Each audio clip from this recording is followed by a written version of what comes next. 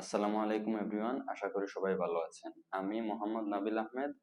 Recently IELTS পরীক্ষায় overall 7.5 এবং reading a 8 অর্জন করতে সক্ষম হয়েছি।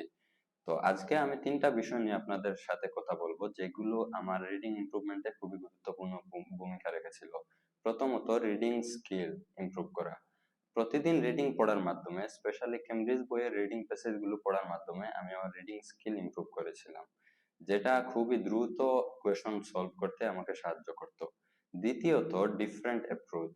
প্রতিটা কোয়েশন টাইপের জন্য আলাদা আলাদা অ্যাপ্রোচ ব্যবহার করতাম, যেটা শুধুমাত্র আমার অ্যাকুরেসি বৃদ্ধি করতো না, পাশাপাশি আমার সময়ও সেভ করতো। তৃতীয়ত, অ্যানালাইসিস করা।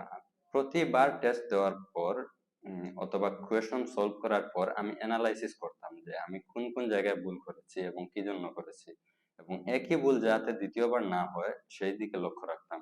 আশা করি আপনারা ওই বিষয়গুলো মাথায় রেখে রিডিং এ ইমপ্রুভমেন্ট করতে পারবেন। ধন্যবাদ সবাইকে।